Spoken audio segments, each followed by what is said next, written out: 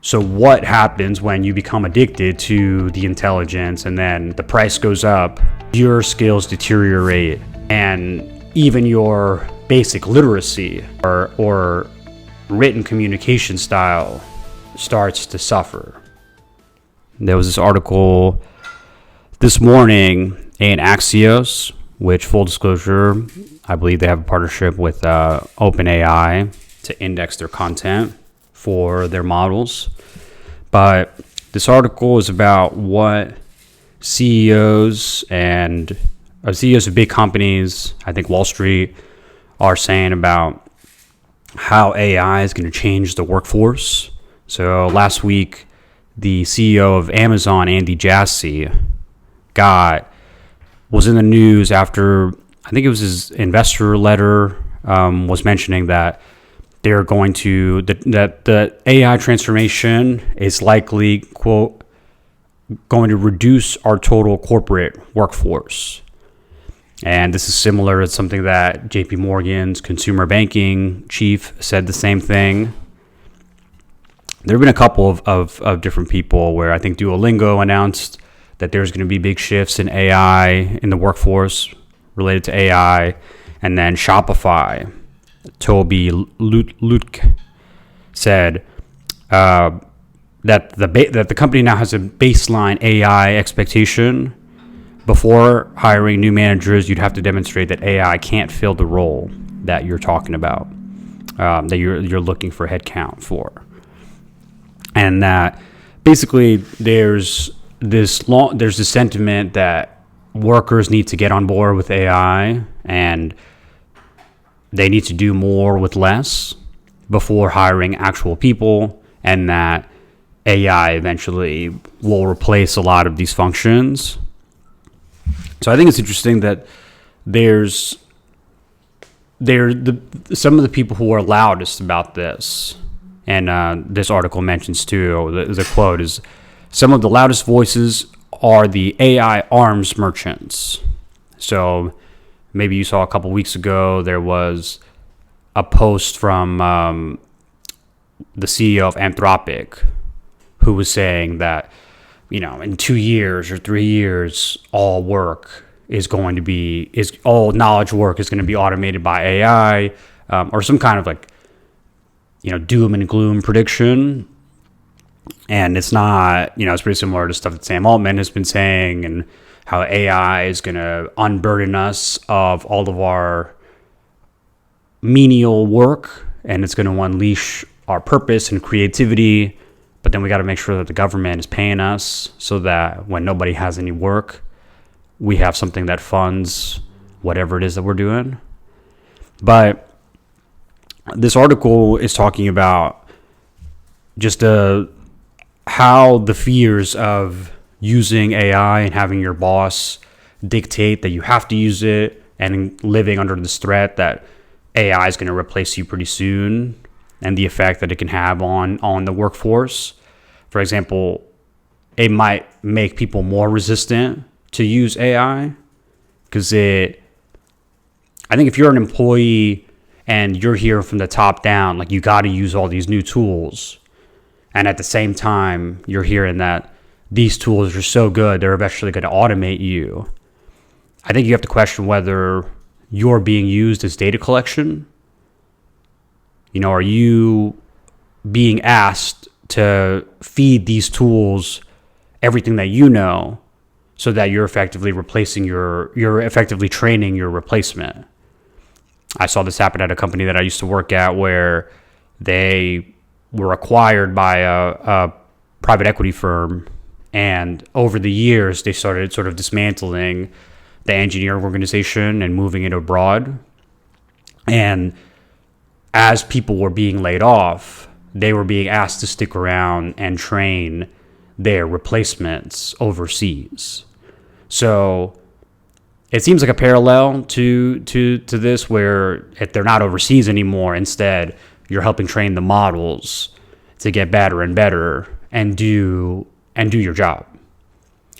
It's not to say that there isn't some value. I build AI tools. I'm a software engineer. I run an AI company, so obviously I believe in the power of what AI can promise. But I also have tempered expectations about just how sky high the expectations are and how a lot of this gets put into practice. There's right now the models and all these model providers are concentrated into a handful. You can name them on one hand, probably Anthropic, OpenAI, Amazon, Google, and then there's some other Meta, and they're all trying to figure out how they own the AI pipes. So if you think of it sort of like electricity, which a lot of these founders have drawn that parallel, that knowledge, intelligence are becoming like electricity.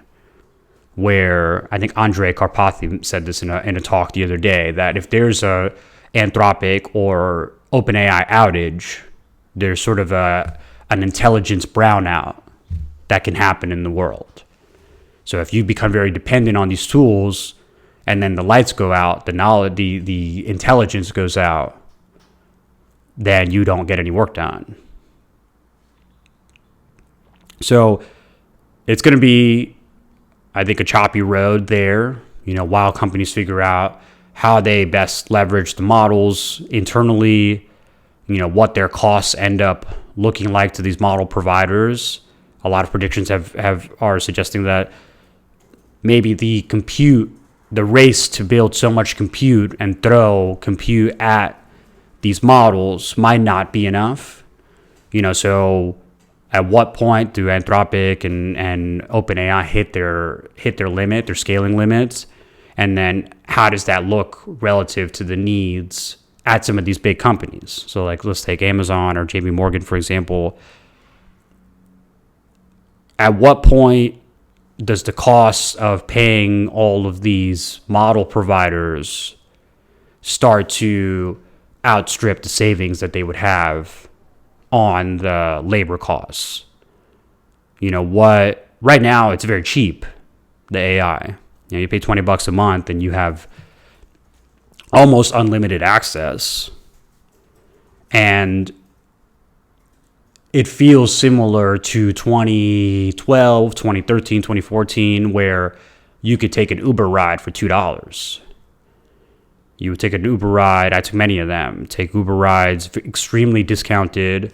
And it was this long-term play to prop the industry up with venture money until there were no survivors left. Until you effectively killed all of the independent cab owners, people with medallions here in New York, and what got us to now where we're testing, autonomous cars on the streets of Austin and LA and San Francisco.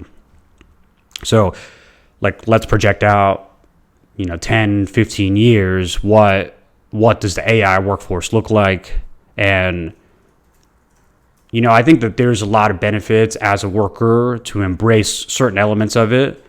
I think there's a lot of administrative menial tasks that we could be offloading to models, say like taking meeting notes. That's something that low value tasks.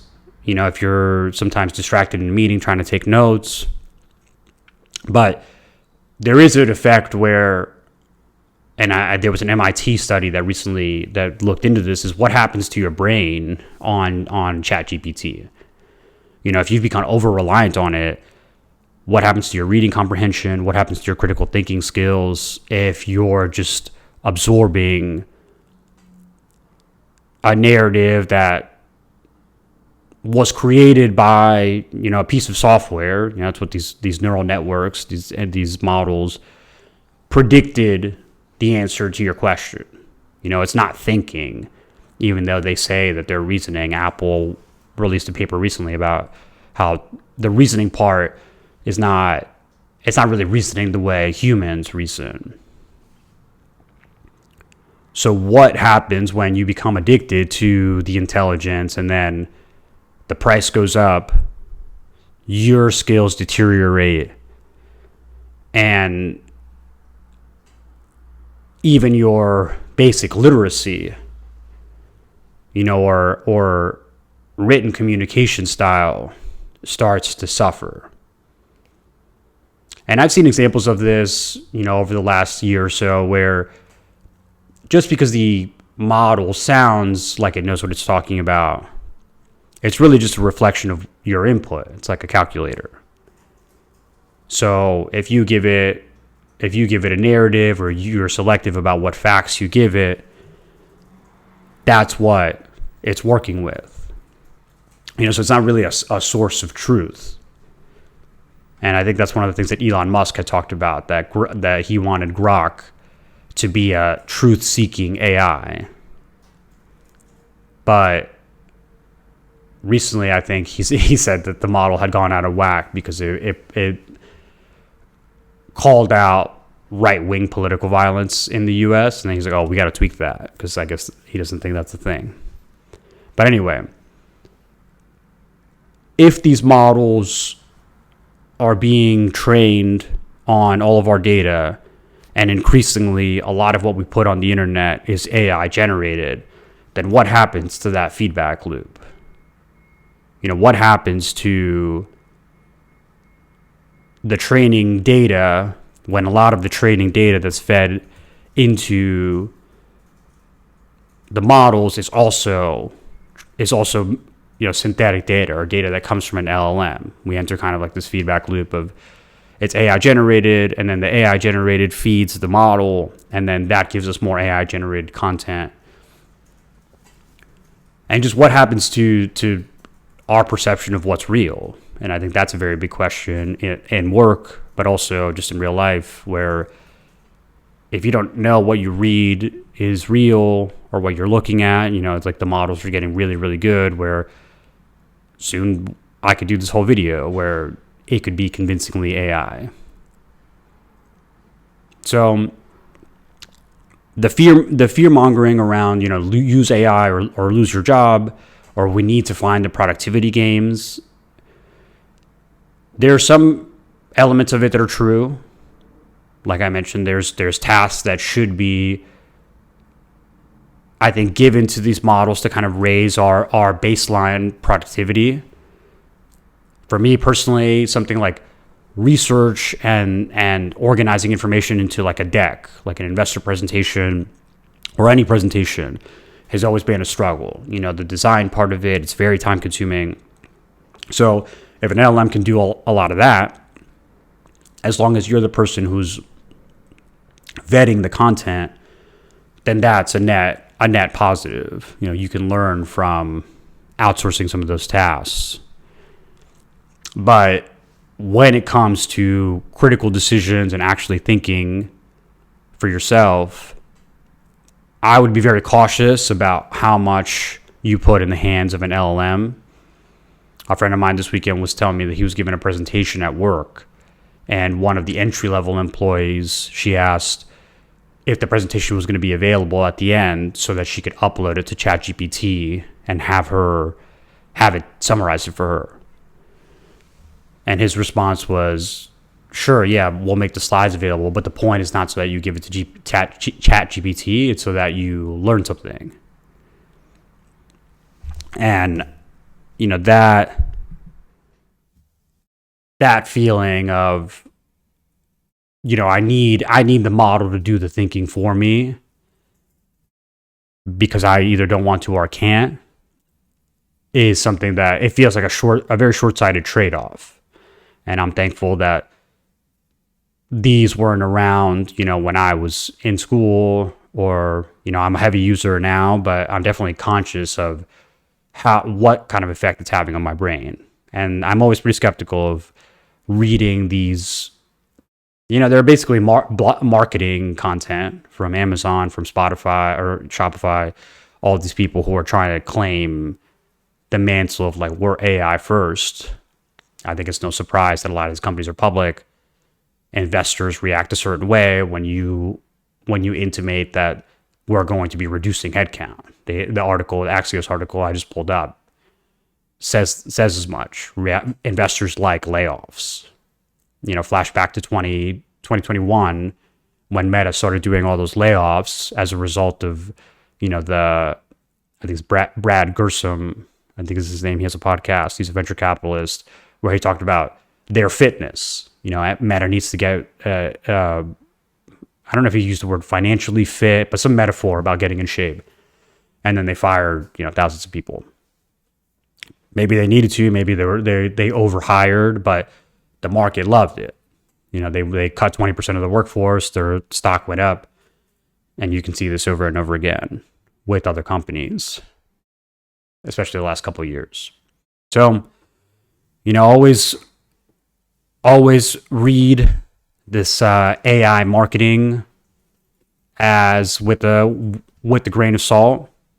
I think we are making big steps towards the models doing more meaningful tasks, helping people, I think, scale their businesses. If you're one person now, you can do a lot more than you used to.